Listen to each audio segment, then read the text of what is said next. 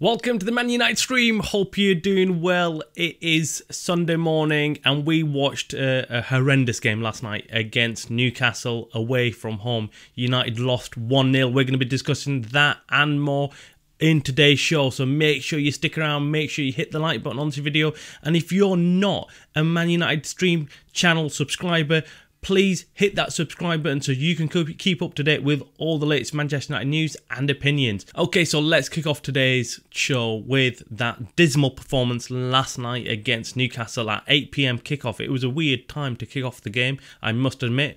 I'm not quite sure about it. It was enjoyable, but it kind of a bit too late, I thought, as well. But let us know in the comments below what you, number one, thought about the kickoff time. Do you think it was a good kickoff time Saturday night? You get things done, you can sit down, or was it just too busy, too hectic for you to kind of sit down and watch it at that time, a bit too late? And maybe the weather didn't play in United's favour as well, because it's very cold right now in the UK, so playing at 8 PM when it's, you know, temperatures have dropped, it's maybe not the ideal situation.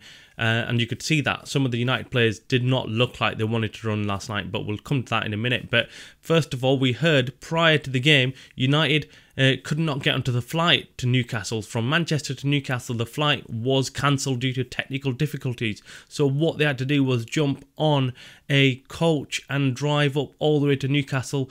Probably not the ideal circumstances, turning a half an hour journey into a full 3 hour long journey for the squad, and probably uncomfortable, probably not very good for the players to be travelling up in the coach. So maybe that affected them, maybe not, but that is just clutching at straws. We're trying to look for excuses that do not exist. But to be very honest, we have ran out of excuses. I mean, look, we lost 1-0 against Newcastle. Newcastle looked like they were going to score many more goals. They were the much more offensive team. Were all over United in the second half. They just pinned us in. We looked like we could not get out of our own half. It was just a very, very difficult game to watch. And Newcastle, if they didn't have the injuries that they had, maybe they might have made it a much easier and comfortable game for themselves. But they were also a team struggling with injuries, just like United. So we don't have any excuses saying, look, we've got lots of players injured and Newcastle had a very strong team. It was,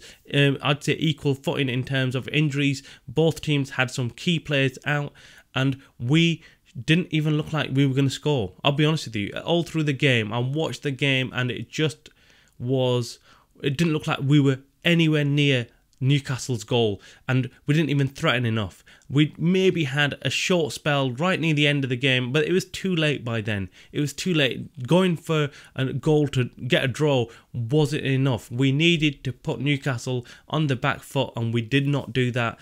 And the players, well, the players simply did not look up for it. I mean, there was key players in United squad that just simply looked like they wanted to get off the pitch. I'm not going to start mentioning names. I'm not going to start calling out these players. You will already probably know who these players are. They're all over the press right now. Really, Ten Hag needs to sit down and have a word with these players. They need to sit down and say, look, you need to pull your bloody socks up. We need to actually start giving a crap. You're in the team. You're being played every week. You need to go out there and show your commitment to the team. I mean, the other problem is, and that is, I'm going to have a go at Ten Hag now directly. Ten Hag comes out after every single game and says how United have done well and they kept up with Newcastle. What's all that about? We don't care about keeping up with Newcastle. We are Manchester United. We are not some lower league team. We need to behave like Man United. Our manager coming out and saying that we kept up with Newcastle and that was a positive and there was some positives to take out the game. No, there weren't any positives to take out the game. We need to be realistic about what we're doing right now. And Ten Hag is digging a hole for himself. I love Ten Hag. I think he's the top manager. I think he can really bring some stability to United and bring some style of play and hopefully improve the players that are there. But these kind of comments post-match when you've lost to Newcastle are not good comments. He needs to come out and actually, if in behind closed doors, yes, if he wants to tell the players that, look, there were some positives, blah, blah, blah, that's fine. But when he's coming out to the press and to the world. He needs to say that this is not acceptable and United need to improve. The players need to improve and we need to make sure we're winning against every team, whether it's Newcastle, whether it's Man City, Arsenal, wherever it is. We don't care. We expect this of our club. And if we're not going to get this, Ten Hag's days will be shortened dramatically, because most fans of United are not expectant of United to go out anywhere and expect them to just simply keep up with the other team. We are always setting our expectations to win against every team, and Newcastle is no different. Yes, they're in a rich vein of form, they're playing really well, but United should have enough to go out there and challenge them and at least go there and get a draw, if not a win. That is how I was looking at the game. I was looking at the game thinking, no, we need to go out there and try and do a job over Newcastle, and if not, at least pull away with a draw if that's the worst case scenario.